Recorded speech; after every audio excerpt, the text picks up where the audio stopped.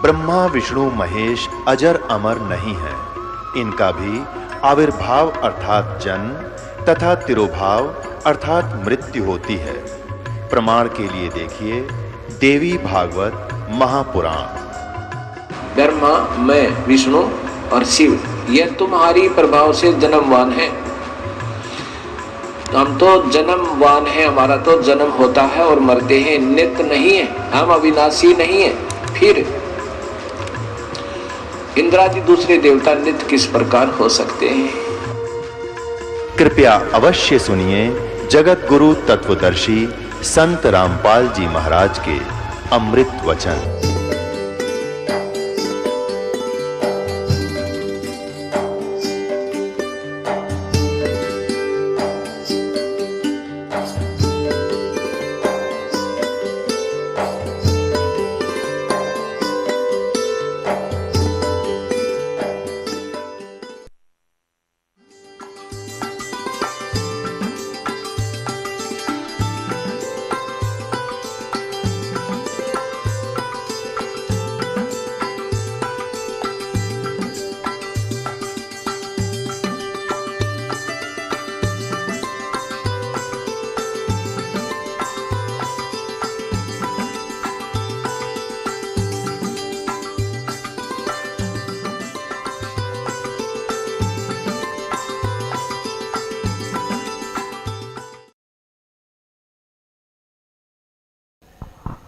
बहन जी, जो आज भी जैसे आप पहले व्रत करते थे और पूजाएं करते थे, आपके भाई भी बताते हैं आप संत हैं, नकली भक्ति देते हैं, तो जो लोग आज भी पूजा करते हैं या जो इन नकली संतों को फंसे हुए हैं, उन लोगों को आप क्या संदेश देना चाहते हैं? मैं तो वही संदेश देना चाहता हूँ कि भाई आप मालिक की शरण में आओ और आपका कल्याण करवाओ और ईमान बढ़ाई को छोड़ के भगवान की शरण में आओ। सच्चा परमात्मा तो संत रामपाल जी महाराज है और पूर्ण परमात्मा से ही। जो किसी को ज्ञान नहीं होते तो पुराना जमाने के भजन वो सुन लो। मैंने मालिक से उपदेश लिया तो मुझे पहले इतना ज्ञान नहीं था, मेरे को फड़क रही, पता नहीं मैंने कौन से उस संत से उपदेश ले लिया, ऐसे डर रहा मेरे। और मैंने ना जो भी साधु संत आते थे हमारे घर पे तो मैं उनसे पूछा करती थी, किसी गुरु महिमा की कैसेट हुई थी तोया करती तो ऐसे लगाया करते। वो तो भगत जी था सीताराम जी बागड़ी वाला, तो उसने कहा कि वो हमारा गुरु जी है ना पूर्ण परमात्मा है। तो मेरे को विश्वास नहीं है कि पूर्ण परमात्मा तो उपदेश देता ही नहीं है, संत ही देता है उपदेश। तो जब भी परमात्मा पाते हैं तो मुझे ऐसे बहुत डर लगता था, पता नहीं कौन है, मेरे विश्वास नहीं आता।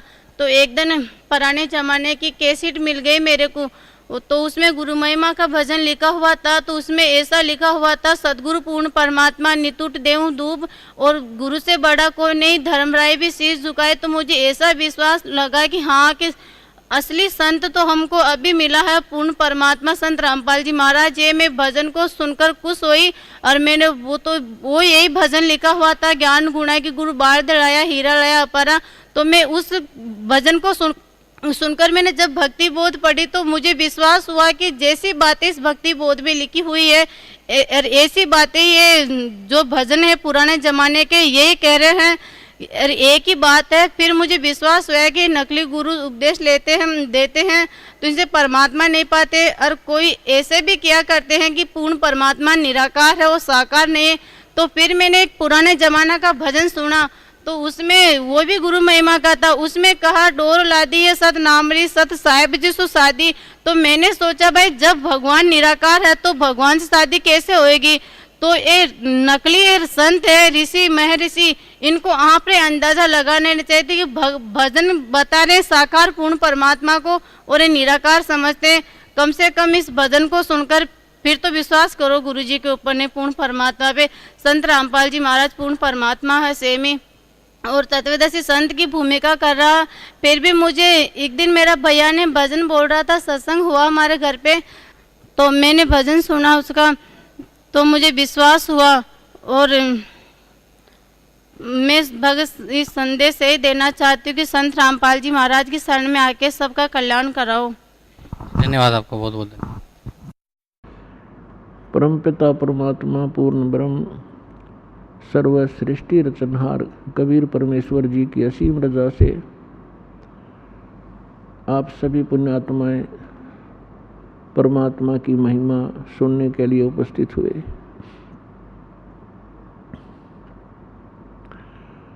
परमेश्वर अपनी जानकारी, अपने विषय में यथार्थ ज्ञान और सारी सृष्टि की रचना की जानकारी स्वयं ही प्रदान करने के लिए इस काल के लोक में सशरीर आते हैं, सशरीर चले जाते हैं।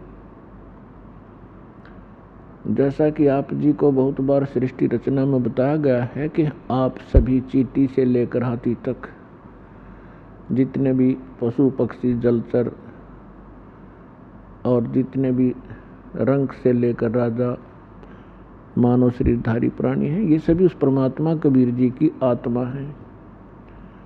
और हमने अपने पैर पे आप कुल्हाड़ी मार रखी है अपनी गलती के कारण। फिर भी कहते हैं बच्चे गलती कर ही देते हैं, माता पिता फिर भी उनके लिए उनके बचाव का भरसक प्रयत्न करते ही रहते हैं जितना उनका सामर्थ्य होता है। पुण्यात्माओं, अभी आप बालक हो, बच्चे हो, इस ज्ञान में जिसमें आपको ये परमात्मा का यथार्थ ज्ञान होगा और आपकी आत्मा स्वीकार करेगी एक दिन कि सचमुच ये स्थान ठीक नहीं। और जो ज्ञान दास बता रहा है ये किसी डूम भाट के गीत नहीं है या किसी सांगी कवि के बनाए हुए एक फॉर्मेलिटी के 2 श्लोक नहीं है। ये God given complete spiritual knowledge है जो स्वयं परमात्मा ने आके ज्ञान बताया है। इसके साथ साथ वो परमात्मा अपनी लीला अनुसार जो वो लीला किया ही करते हैं, सतलोक से आए और जिन महापुरुषों को वो मिले उनको सतलोक लेकर गए, उस स्थान पर लेकर गए जो हमारा मूल स्थान है, जहाँ आप और हम सभी रहा करते थे, आपका परिवार था। वहाँ पर सभी सृष्टि ऐसी ही है, ऐसे ही नर और नारी करके वहाँ सब बच्चे हैं, सारी सुविधाएं हैं, उसी की डुप्लीकेट नकल काल ने यहाँ कर रखी है।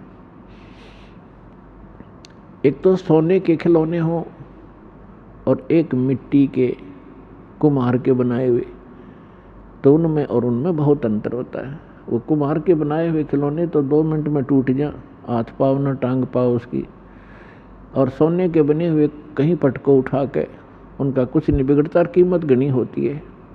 तो सतलोक के अंदर आपको ऐसा शरीर मिलेगा जिसका नाश कभी नहीं होता, उसमें वृद्ध अवस्था नहीं है, बुढ़ापा नहीं है, सदा युवा बने रहोगे।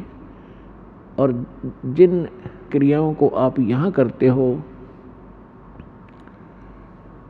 सैर सपट्टा करना प्रत्येक आत्मा चाहती है, हिल स्टेशनों पर घूम का वहाँ जाकर पार्कों में डोड़ा में घूमें, ये सारी सुविधाएं आपको सतलोक में प्राप्त हैं।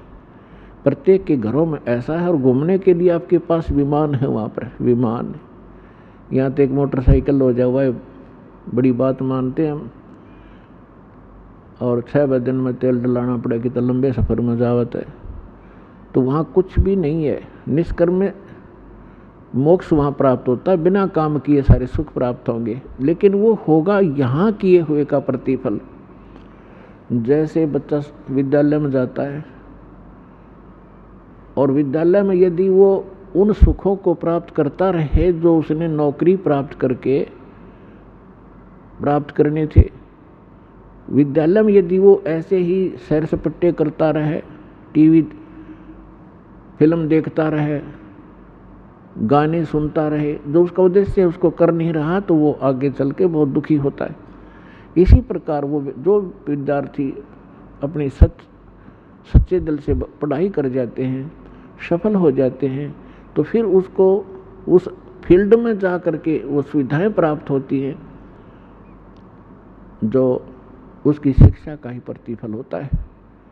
ठीक इसी प्रकार आप जी विद्यार्थी हैं जिनको मानव शरीर प्राप्त है, ये सब ड्रेस है अलग से।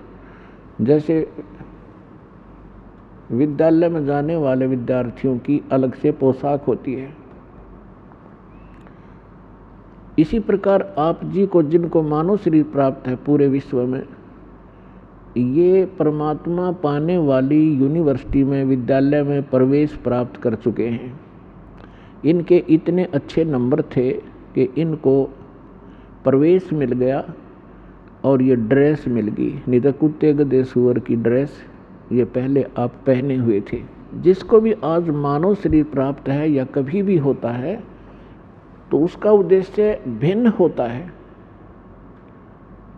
और उद्देश्य को छोड़कर वे यहीं पर कोठी बंगले कार सांग सिनेमे ताश खेलते रहते हैं, राजनीतिक गपौड़ मारते रहते हैं, तो विद्यार्थी फेल हो जाते हैं। और फेल होने के बाद फिर उनको कितना कष्ट होता है। और जो बच्चे पढ़ जाते हैं, शिक्षा ग्रहण कर जाते हैं अच्छी लगन लगा कर, आगे चलकर उनको बड़ा सुख प्राप्त होता है। इसी प्रकार आप विद्यार्थी हैं, इस दास के बताए अनुसार ये सिलेबस आप करते रहोगे, अपना दैनिक कार्य भी करते रहो, परमात्मा में विशेष रुचि बनाओ। ज़्यादा समय परमात्मा की महिमा सुनने और सुनाने में, मंत्र के जाप करने में, सुबह शाम और दोपहर की जो नित्य नियम बताए हैं उनके करने में ज़्यादा समय लगाओ। और जो कार्य आप कभी नहीं कर सकते थे और ना ही आप सोच सकते थे कि हमें ये सुविधा प्राप्त हो सकती है इस जीवन में, फिर ये परमात्मा आपको यहाँ के भी सुख देगा। लेकिन इन सुखों से आप परिचित कर दिए जाओगे कि इस सुख को प्राप्त करके परमात्मा में रुचि कम मत करना, नहीं तो आप फिर यहीं रह जाओगे और इसका बहुत भयंकर परिणाम आपको भोगना पड़ेगा। तो पुण्यात्माओं, आप बालक हो, आपको पता नहीं आप किस गंदे लोक में रह रहे हो। ये स्थान ठीक नहीं है।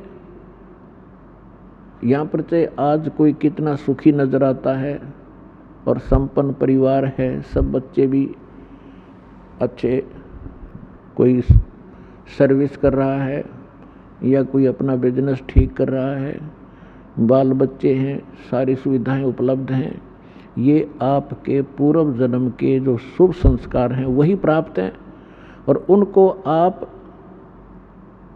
आराम से खर्च रहे हो। आपका बैंक बैलेंस है। जब तक आप किसी भी व्यक्ति का बैंक बैलेंस है यानी पूर्व का संचित धन उसके पास उपलब्ध है और उसको वो किसी प्रकार खर्चो खराब करो, कहीं प्रयोग करो, जब तक वो पूंजी रहेगी तो ऐसा लगेगा जैसे ये कुछ भी काम नहीं करता, फिर भी सारी मौज मार रहा है। लेकिन जिस दिन वह पूंजी समाप्त हो जाएगी फिर भाई को टूक भी नहीं मिलेंगे खाने को, क्योंकि उसने आगे कोई कार्य कर नहीं रहा, पूर्व की पूंजी ही खर्च कर रहा है। तो जो सत साधना नहीं करते और जो साधना करते हैं, शास्त्र विधि त्याग कर मनमाना आचरण करते हैं, वो दोनों ही अपना जीवन नाश कर रहे हैं। और एक सबसे बड़ी भूल अज्ञानता के कारण हमारे ये लगी हुई है कि हम देखते हैं अमुक व्यक्ति ना कोई कभी परमात्मा को याद करता है और ना कोई ऐसा धर्म कर्म करता है, सारा दिन अपना मस्ती में रहता है, गुटी लगाता है और फिर भी उसको सारे सुख प्राप्त हैं, परिवार भी ठीक है, बच्चे भी ठीक लाइन पर लगे हुए हैं और सब संतान भी है, पोता पोती सब कुछ है। और एक भक्त है, वो सब भक्ति भी कर रहा है, दान धर्म भी करता है, सत्संग में भी आता है और उसको फिर भी कोई ना कोई ठूठा होती रहती है, कोई ना कोई कष्ट घेर ही लेता है। अब बगैर ज्ञान के, बिना ज्ञान के प्राणी यहाँ मार खा जाता है।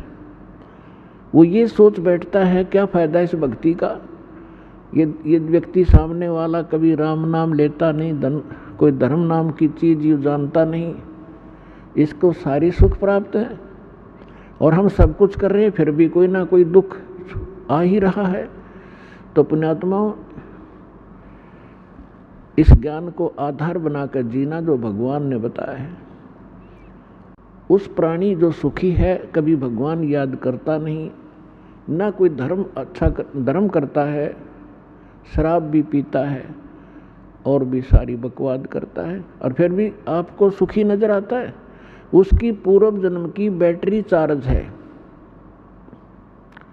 और वो घनी चार्ज कर रहा है, पिछले जन्मों में घने पुण्य दान किए हुए हैं। तो परमात्मा किसी का कुछ रखता नहीं है, जिसने जैसा किया है उसका फल पूरा ही देता है। अब जैसे इन्वर्टर की बैटरी चार्ज कर रखी है, आगे चार्जर हटा दिया या चार्जर लगा रखा है तब बिना लाइट के प्लग में बगैर विद्युत के कनेक्शन नहीं जिसमें ला रखा हो, तो वो है जो शास्त्र विदिता आकर मनमाना आचरण करते हैं, वो अपना चार्जर उनमें ला रहे हैं जिनमें लाइट नहीं है, बिजली नहीं है। नकली पंथों और संतों के पास गलत साधनाएं करते हैं। और जो बिल्कुल नहीं लगा रही चार्जर, साधना करते ही नहीं, वो फिर भी सुखी हैं, तो वो बैटरी चार्ज है उनकी। और जो नकली स्थान पर प्लग जिसमें बिजली है नहीं उसमें प्लग लगाए बैठे हैं और वो भी सुखी महसूस करते हैं अपने आप को, क्योंकि उनकी भी बैटरी अभी चार्ज है, लेकिन वो चार्जर ठीक नहीं है। और जो नहीं लगा रहे वो भी ठीक नहीं है। जब तक उनके पूर्व जन्म के पुण्य चलेंगे तब तक तो वो सुखी नजर आएंगे, और जब शुरू होगा पाप का दौर, कैर पे कैर टूटेंगे उनके समझ में नहीं आओगी अब बन क्यों कर गई हमारे साथ, क्या बन गई। तो भक्तों को इस बात को ध्यान रखना चाहिए कि परमात्मा, यदि आपको कोई कष्ट भक्ति करते करते भी हो रहा है, एक आध अनजान भक्त कहता है जी मैंने पाठ भी करा दिया, ज्योत भी बोल दी, सारा भक्ति भी कर रहा हूँ, 1 साल हो गया है और फिर भी मुझे ऐसा हो गया, मेरी भैंस मर गई, कोई लाभ नजर आ नहीं रहा। अरे भले आदमी, यह भी कोई बात कही आपने, तो बिना समझ का आदमी ये बात कर सकता है व्यक्ति। जैसे सर्दी के मौसम में आपको सलाह दी गई अपने माता पिता के द्वारा, बेटा स्वेटर पहन लो, जराब पहन लो, जूते पहन लो, और सर्दी ज़्यादा है। अब जराब भी पहन रखी हैं, जूते भी पहन रखे हैं, कमीज मोटा पहन रखा है और स्वेटर भी पहन रखी है, और फिर भी सर्दी महसूस हो रही है। तो क्या वो बच्चा ये कहेगा कि मैंने सारा कुछ पहन रखा है फिर भी सर्दी लग रही है, इन्होंने क्या बचाव किया मेरा। अपने आत्माओं,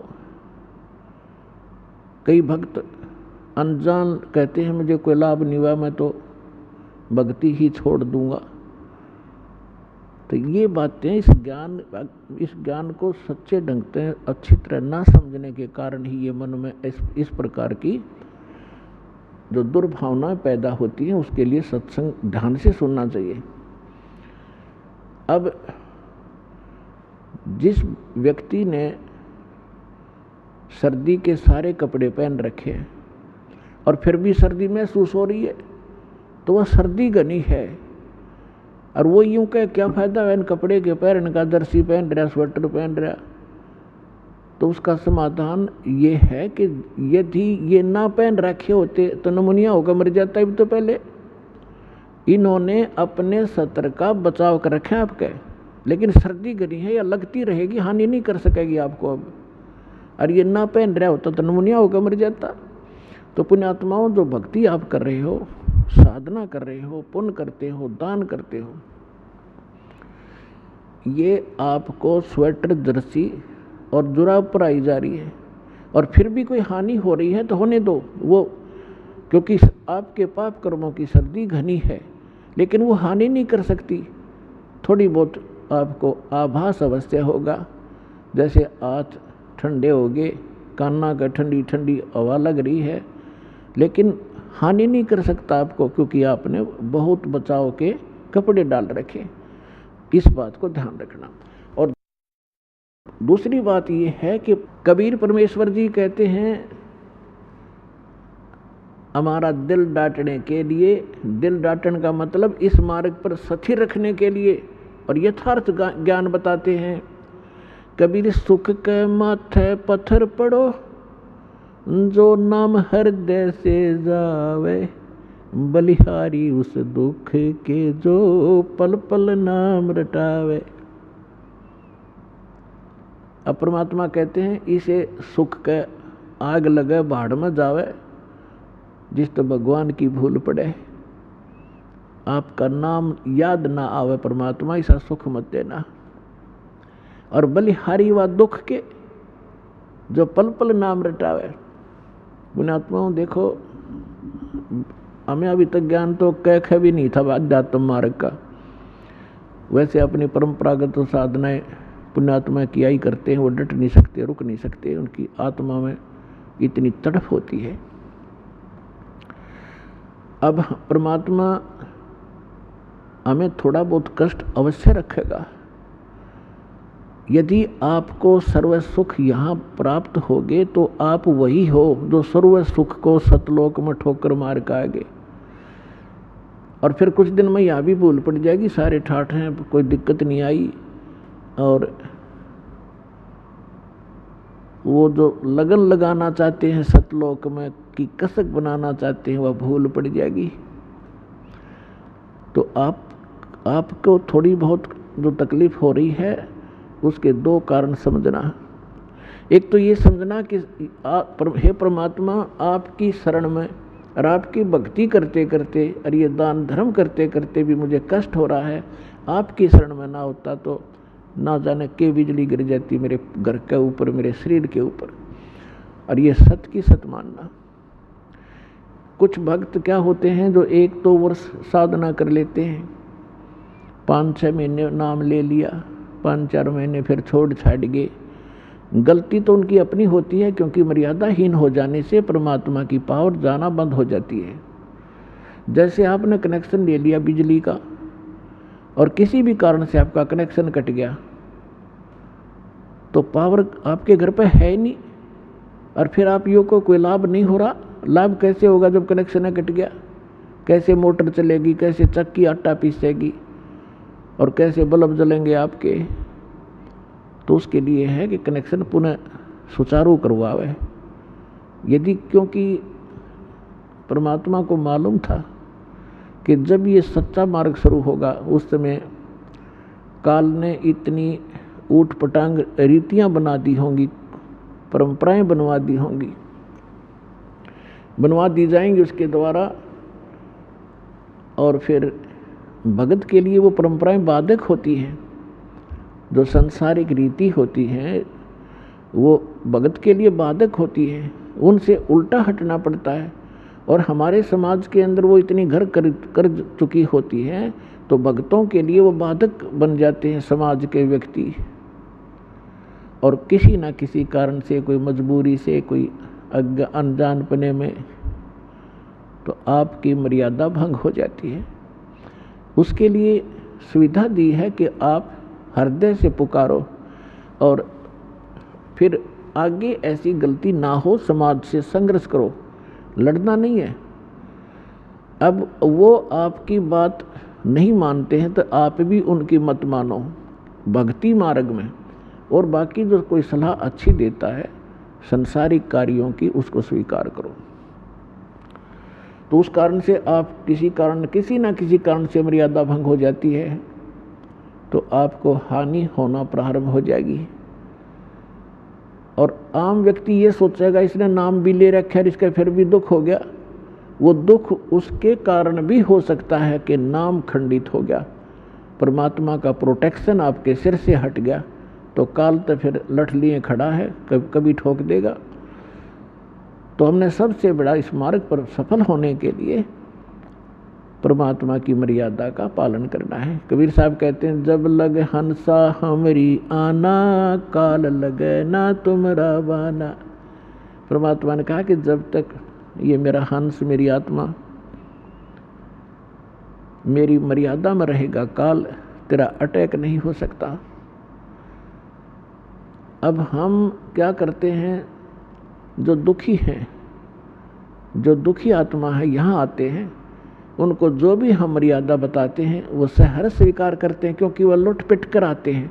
उन्होंने सभी देवी देवता झाड़ के देख लिए, उन्होंने सभी जंतर मंत्र करवा रखे हैं, और यहाँ आते ही सुख हो जाता है। तो फिर वो मर्यादा खरी रखते हैं, क्योंकि उनको मालूम है यदि मर्यादा भंग होगी तो वो कैर फिर टूटने लग जाएगा। और जो बीच बिचाला सा है, जो ना गने दुखी हैं ना गने सुखी हैं, और वो यहाँ आते हैं, नाम ले लेते हैं। परमात्मा का तो स्वभाव है, बिजली कनेक्शन मिलते ही कोई काम कर लियो सब डूडा उठा देगी।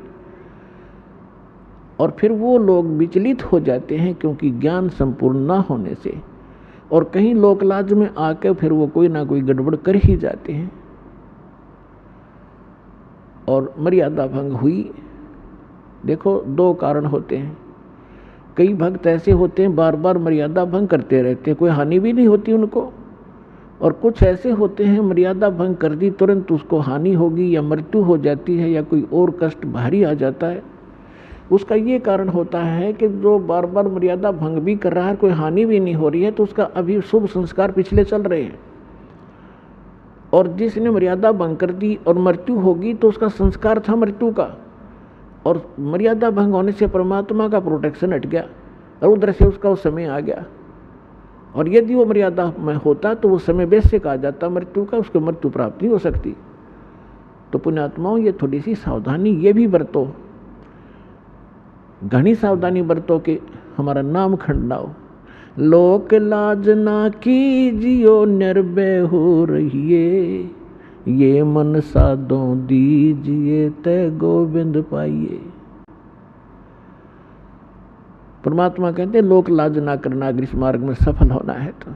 हाँ, लोक लाज वो करो जो चोरी नहीं करे, उसमें लोक लाज माने, जारी नहीं करे, रिश्वत नहीं लेनी चाहिए और झूठ नहीं बोला, किसी को ठगा नहीं, ये है लोक लाज करण की। लेकिन ये लोक लाज नहीं करे कि भक्ति मार्ग में बाधक हो। तो कबीर साहब कहते हैं कुलकर्णी के कारण ये हंसा गया बिगो, और तब ये कुल के कर लेगा जब तू चार पाया का हो।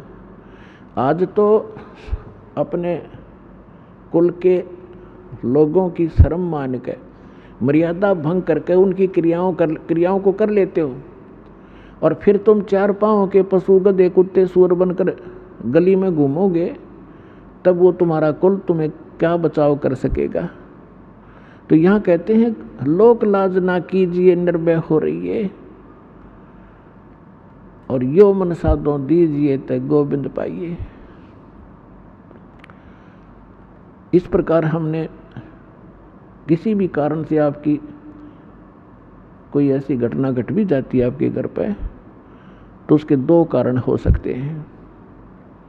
एक तो ये है कि आपकी भैंस मर गई और मरना था लड़का, एक भैंस तो और 20 दे देगा भगवान, तो आपको वो बचाव किया आपका। फिर दूसरा ये होता है कि जैसे कई भक्त होते हैं दुखी होकर आते हैं, कुछ एक को तो आप देख रहे हो, जैसा बहुत अनुभव सुनते हो भक्तों की अपनी आत्म कथा, कई तो ऐसे होते हैं आते ही नाम लेते हैं और तुरंत ठीक हो जाते हैं अधिकतर। और कुछ एक ऐसे होते हैं नाम ले भी लेते हैं, 2 4 10 बार चक्कर भी लगा लिए, राहत नहीं, जो वो सोच कर आते हैं कि हमें ये होना चाहिए और वो नहीं हो रहा, तो वो ये सोच बैठते हैं कि मुझे तो कोई लाभ नहीं हो रहा। तो उसके कारण आपको बता दिया, बहुत से ऐसे हैं कि जैसे या तो मर्यादा भंग आपकी। कबीर साहब कहते हैं अपनी महिमा पर बताते हैं, सतगुर के दरबार में कमी काहे की ना, हन समोज ना पावता तेरी चूक चाकरी माँ। इस कबीर भगवान के दरबार में इम्पॉसिबल वर्ड नहीं है इसकी डिक्शनरी के अंदर, लेकिन हमें लाभ नहीं मिल रहा, तो उस कहते तेरी चूक चाकरी में, तेरी कोई पूजा सेवा और श्रद्धा में त्रुटि है, उसको सुचारू कर, फिर डूंडा ठा देगा। भगवान ही समर्थ है, ये क्या नहीं कर सकता।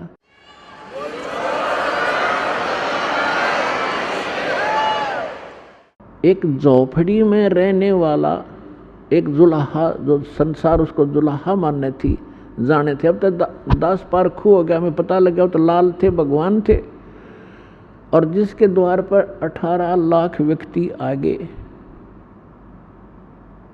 जिसके सुबह का आटा घर में ना हो और उसके घर पर 18 लाख मेहमान आ जाए, चिट्ठी बाई इनविटेशन, और सबको फिर 3 दिन तक वो मोहन भोजन खिला रहे हैं। सब हलवा, पूरी, खीर, खांड और सूखा सीधा को ले जाता, ले जाओ खा लियो अपने घर पर जाके, और 1 असर भी 1 दोहर दे रहे हैं। तो पुण्यात्माओं, वही समर्थ आज आपके साथ है। तो वो क्या नहीं कर सकता आपके लिए? तो परमात्मा कहते हैं सतगुरु के दरबार में, यानी परमात्मा के दरबार में। अब सतगुरु जो होता है वो परमात्मा ही होता है, या फिर परमात्मा अपना विशेष कृपा पात्र ही भेजा करते हैं। तो वो कृपा पात्र जो परमात्मा का दास होता है, परमात्मा की सभी पावरों से युक्त होता है, उसको परमात्मा अपनी शक्ति देकर भेजता है। जैसे प्रधानमंत्री का कोई प्रतिनिधि हिसार में आ जाता है तो उसको वो अपनी बहुत सी पावर देकर भेज देता है, और हरियाणा स्टेट के लिए वो पर्याप्त होता है। जो उसको उसकी रिक्वायरमेंट होती है वो पूरी कर देता है 1 मिनट में।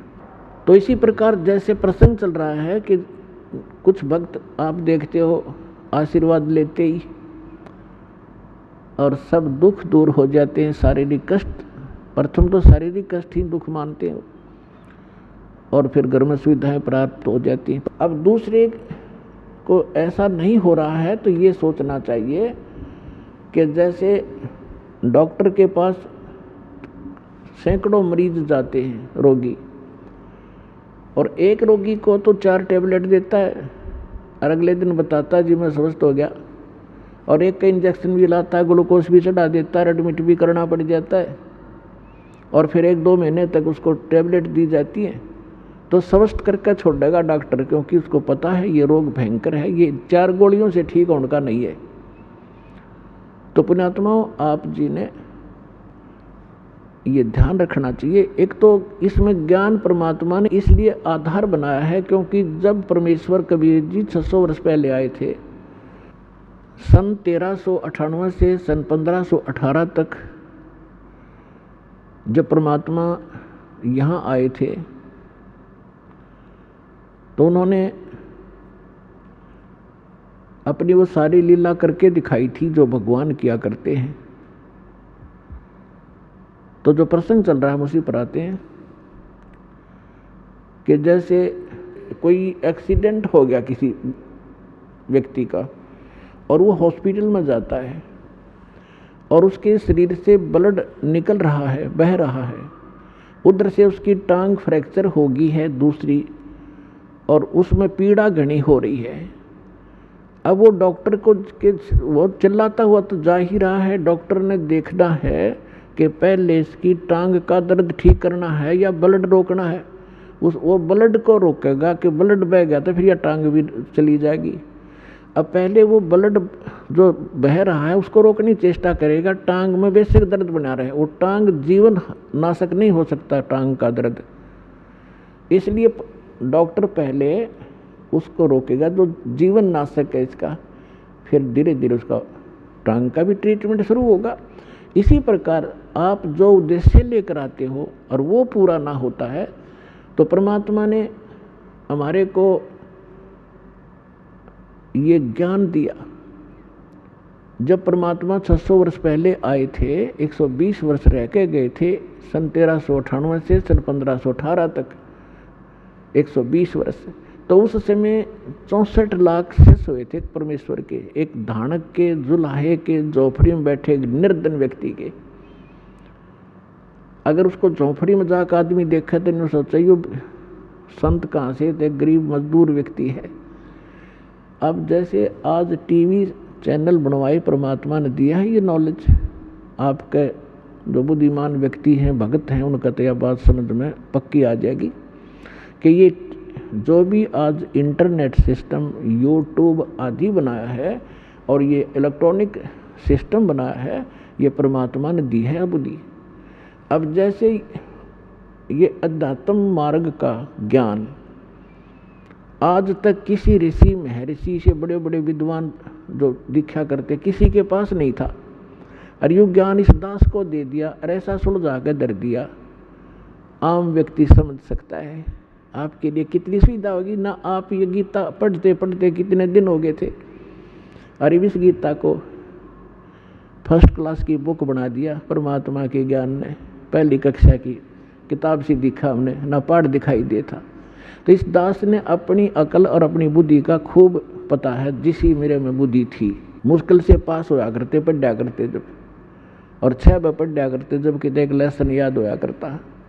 आज उस परमात्मा ने अकल दी, बुद्धि दी, और ये सब सदग्रंथ खोल कर दरवा दिए। तो गॉड गिवन माइंड है ये, ना कि जीव का।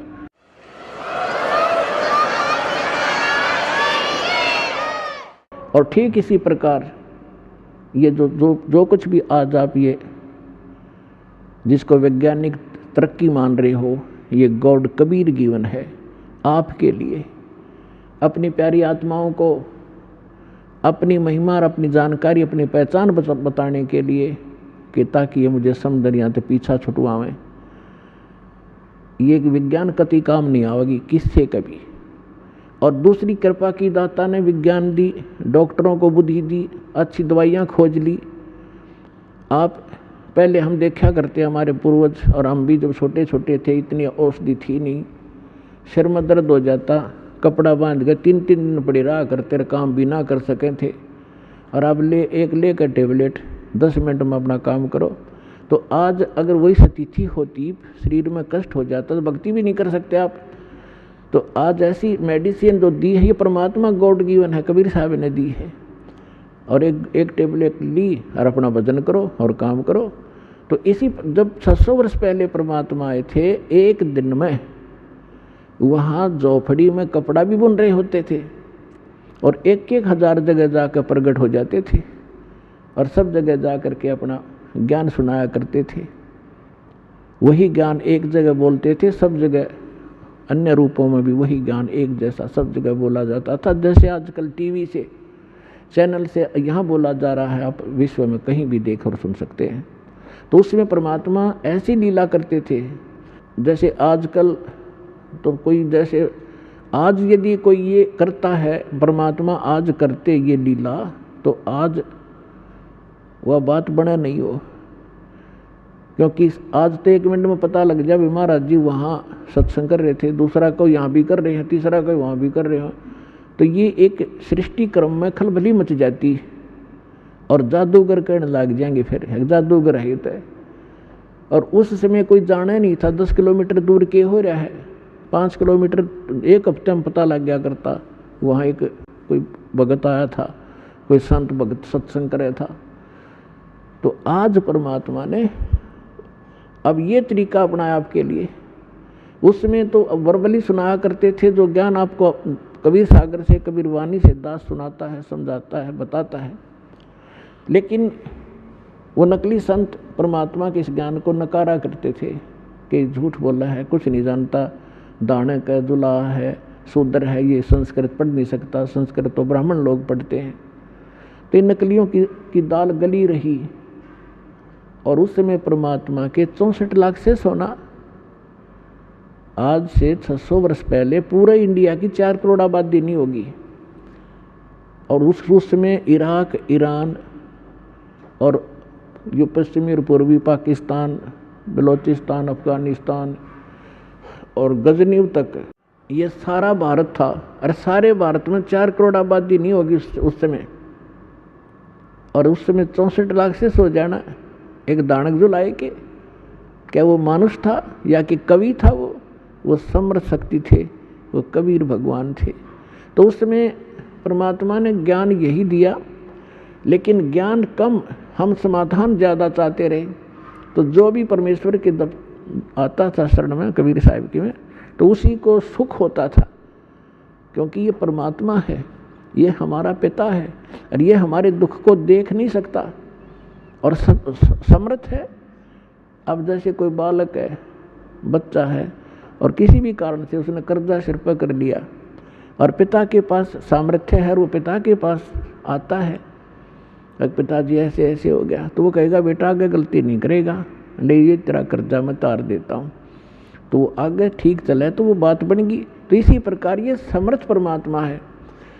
जो भी परमेश्वर की शरण में आते थे, सब सुखी हो जाते थे। ऐसे 64 लाख शेष बन गए।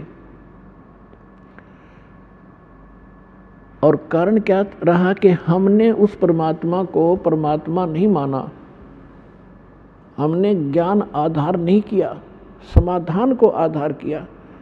और जब सुख होते चले गए, फिर वो बकवाद हमारे मन में फिर घर कर गई, जिस कारण से हम 64 लाख के 64 लाख यहीं फिर भटकते रह गए, पार नहीं हो पाए।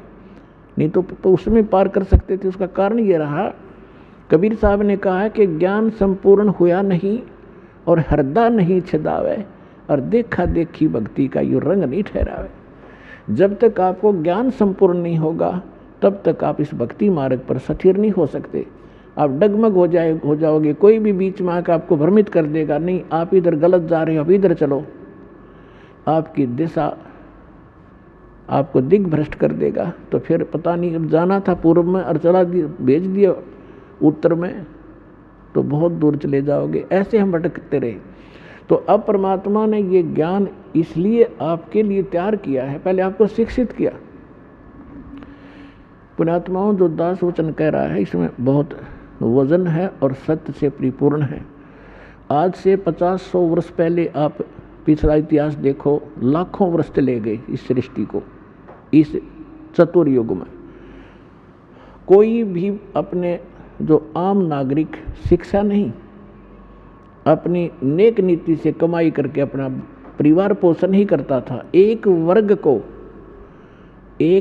को ब्राह्मण वर्ग को एक विशेष वो ड्यूटी सौंपी गई थी कि आप सदग्रंथों को पढ़ो, शिक्षा ग्रहण करो और फिर हमें बताओ। तो आम व्यक्ति को वो खुद जैसा भी सदग्रंथों को पढ़ते सुनते समझते थे, आम व्यक्ति को बताया करते थे। वैसे थोड़ी बहुत शिक्षा होती थी, लेकिन उसके लिए एक सिंपल सा ही ज्ञान आधार बनाया जाता था। ये आजकल की जो शिक्षा नहीं थी। तो आप देख रहे हो कि हमारे दादे परदादे 7 पीढ़ी का, तो मुझे याद है कि कोई भी अक्षर ज्ञान नहीं रखता था हमारी का, और सब सुखी थे, ठाठ से रहते थे, नेक नीति से रहते थे, कोई कष्ट नहीं आते थे, और ना इस तरह की माया की हवस थी जो आज लागी आग। तो परमात्मा ने इसलिए शिक्षित नहीं बनाया था कि यह बेईमान बना देती है। ये शिक्षा आपके अंदर अभिमान पैदा कर देती है। थोड़ा सा कोई पोस्ट प्राप्त कर लेता है, कोई अधिकारी बन जाता है, काख फूल जाती है उसकी, अरकल ना दरंग मार जा, पैरालाइसिस हो जा, मुँह मगमाखी बड़े और लकड़े, कहाँ गई वो बकवाद। तो जब तक जीव को अपने औकात का पता नहीं लगेगा, ये ठोकर पर ठोकर खाओगा। और सबसे बड़ा दुख और सबसे बड़ा बाधक भगवान के मार्ग में अभिमान होता है। तो इसलिए इस ज्ञान शिक्षा परमात्मा ने अब मजबूरन देनी पड़ी आपको, कि आपको चाहे कितने सुख दे देते यहाँ बुरवाला स्थलों आश्रम में, और आपको ज्ञान नहीं होता, आप फिर भी यहाँ से भाग जाते। अब पहले आपको ज्ञान से रंगा जाता, आपको इसलिए बुलाया जाता है कि आप रह कर यहाँ आए, और आपको यहाँ आने से बहुत लाभ होता है। आप जैसे आप सत्संग के लिए तैयारी करते हो, 4-5 दिन पहले तो अपने घर की सेटिंग करने लग जाते हो कि मैंने 2-3 दिन सत्संग में जाना है। तो वो भी आपके पुण्य शुरू हो गए, भगवान के लिए ही आपने किसी कोई भी सेटिंग की। फिर यहाँ आते हो, यहाँ तो दंडवत प्रणाम करते हो, 2 पैसे दान भी करते हो। ना तो ये पैसा कितने डॉक्टरों का लगाओ, ना कोई लेकर ना दे, वो लेकर भाग जाता, या कहीं और कोई पशु बिगड़ जा, या कोई और बिजनेस में हानि हो जाती, वो पैसा आपके पास नहीं रहना था। और इस दान करने से आपकी हानि में भी बचाव होगा, आपके पुण्य साथ बनेंगे। और ये ज्ञान यज्ञ रूपी सत्संग से आपको ओत प्रोत किया जाता है। तो ये सब प्रकार के पुण्य 500 यज्ञ आपसे करवाई जाती है। आपको यहाँ बुलाने का उद्देश्य ये है कि आप इस ज्ञान को समझें और भक्ति के अंदर आपकी श्रद्धा बढ़े और आप पुण्य युक्त हों। आप यहाँ आते हो 3-4 दिन, जिस अभी जिसका दाव लगता है परमात्मा की दया से, तो यहाँ फिर आप सारी क्रियाएं करते हो, सुबह का नित्य नेम भी कर लेते हो, मंत्र भी करते हो, सेवा भी करवाते हो, आरती भी सुनते हो, रामायणी भी कर लेते हो, फिर प्रणाम करते हो रह कर, फिर अपने भाई बहनों से मिलते हो जिनको यहाँ सुख हुआ है, तो आपका दृढ़ता आती है आपको कि सचमुच मेरा भी काम बनेगा जब इनके साथ ऐसा सुख हुआ। इसलिए आपको बुलाया जाता है। और यहाँ आने से कहते हैं संत मिलन को चालिए तज माया अभिमान, और जो कदम आगे रखे ओहे यज्ञ समान। अब इस सतलोक आश्रम बरवाला में की तरफ आप जब भी रुझान बनाते हो, वहीं से आपके पुण्य प्रारंभ हो जाते हैं। और आप कितने भक्तिहीन हो चुके हो ये अंदाज़ा लगा लेना। आजीवन आप यह भक्ति करते चलोगे, तब जा कर के आप सतलोक जाने योग्य पुण्य युक्त हो पाओगे। तो आप कितने, जब सतलोक से आए थे तब आप कितने पुण्यकर्मी प्राणी थे। इस काल के होटल में आकर आपने सारी पूंजी का नाश कर दिया, आप एक भिखारी बन गए। गरीबदास जी कहते हैं उत्तर दक्षिण पूर्व पश्चिम तो फिरदा दाणे दाणे नू, और सर्व कला सतगुरु साहिब की हरियाए हरियाणे नू। तो हर एक दाने के लिए धक्के खाते, अंडो को इंग्लैंड में जा रहे, हर को अमेरिका में धनी बन काऊंगा। आपने यही धनी बना दे परमात्मा, जो नीत साबित होता है। करके देखो, भक्ति 100 सुख देगा, 100 बरकत देगा, 100 प्रकार की आपकी हानि टाल देगा, यही सुख हो गया। और फिर धन का करोगे क्या तुम?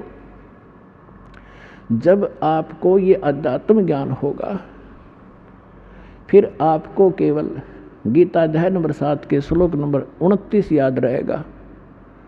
गीता ज्ञानदाता कहता है कि जो प्राणी मेरे इस ज्ञान को आश्रय रख करके तत्वदर्शी संत की खोज कर लेता है,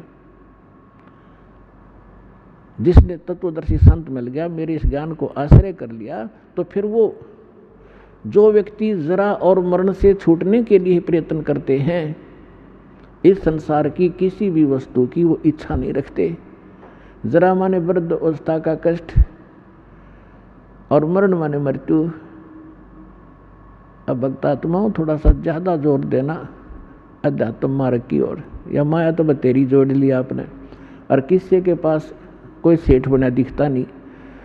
अरबपति देख लो, उसके ऊपर कम से कम 1 अरब पैसे होंगे तो 2 अरब कर्जा पाओगा। हमने नो दिखा 4 फैक्ट्री है इसके, लेकिन उसकी मेंटली हालत इतनी बुरी होती है, सपने में सुख नहीं उस मानस को। तो आपने ये इधर ज़्यादा ध्यान देना पड़ेगा भगवान की तरफ। इस मार्ग के ऊपर आपने आगे बढ़ना पड़ेगा। आप यहाँ क्या किसके लिए जोड़ा? परमात्मा कहते सर्व सोने की लंका थी वह रावण से रणधीरम, एक पलक में राज विराजी जम के पड़े जंजीरम। और सारी सोने की लंका बनाए बैठा था, और 1 ग्राम सोना भी साथ नहीं ले जा सका। तो फिर हमें ये ज्ञान होगा। तैसे गीता अध्याय नंबर 7 के श्लोक 29 में कहा है कि जो जरा और मरण से छूटने के लिए प्रयत्न कर रहे हैं और कोई वस्तु की इच्छा नहीं रखते, वे उस परमात्मा से, तत्परम से और सारे अध्यात्म ज्ञान से और सभी कर्मों से परिचित हैं। उसी का दिल डटेगा इस काल के जाल से, उल्टा हटेगा, जिसने संपूर्ण ज्ञान हो जाएगा। तो कबीर साहब कहते हैं ज्ञान संपूर्ण हुआ नहीं और हृदय नहीं छदाया, तो इस देखा देखी भक्ति का रंग नहीं ठहरावे। तो 64 लाख से सारे भाग्य भगवान को पहचाना नहीं, क्योंकि उनको ज्ञान नहीं था। और आज ज्ञान करवाया भगवान ने, आपको प्रमाण देकर ऐसा रंग दिया है कि आप यहाँ से हिल नहीं सकते। आपको ये स्थान बरवाला ऐसा दिखाई देगा जब आपकी बुद्धि ठीक काम करेगी और ज्ञान आधार बन जाएगा। बंदी छोड़ दयाल जी तुम तक हमारी दौड़े, जैसे कागज जहाज का अब सूझे और न ठोरे। जैसे पुराने समय में समुद्री जहाज होते थे, उसमें कोई ऐसा दिशा सूचक ऐसे होते थे टेम्परेरी से, नॉर्थ साउथ पोल ही बताने वाले, तो वो लेकर जहाज लेकर चल देते थे रात शाम के समय। और जहाज में कौवा बैठ जाता था कि रात्रि में सुबह उठेंगे, सभी खाना खाएंगे, कुछ टूक बाहर डाल देंगे। जहाज के अंदर ग्राउंड भी होता है। तो वो कौवा इस लालच में बैठकर चला जाता है। रात्रि में 200-250 किलोमीटर जहाज समुद्री निकल जाता है। तो वहाँ जाने के बाद सुबह होता है, तो होता था तो ड्राइवर जो होते थे इसके चालक जहाज के, वो ये चेक करना चाहते थे सुबह उठ कर के हमारी दिशा ठीक है कि नहीं, क्योंकि जो दिशा सूचक होते थे नॉर्थ साउथ वाले जो चुंबकीय, तो कई बार चुंबकीय चट्टानों से डिस्टर्ब हो जाते थे। उसको जांच करने का उनका एक मोटा सा तरीका अपना रखा था कि कौवे को उड़ा देते थे, उसको उड़ने के लिए विवश कर देते थे। जो जहाज पर बैठ कर चला गया उसको डले डुले मार कर उसको विवश कर देते थे उड़ने को। तो कौवे के अंदर एक ऐसी कला दे रखी है भगवान ने कि उसको ये वो दिशा भूल नहीं पड़ती जिस दिशा से वो चला था। तो फिर अपने घर की तरफ ही उड़ता है सीधा स्ट्रेट। तो जिससे वो जहाज के चालक तो अपने उस इंस्ट्रूमेंट की जांच कर लेते सही है या गलत है, गलत है तो सेट कर लेते अपनी दिशा जहाज की। और थोड़ी देर में वो कौवा उड़ के थोड़ी बहुत दूर जाता, 1000-2000 फुट, फिर उसको कहीं स्थान नहीं दिखता कहाँ तक उड़ के वो जाकर बैठे।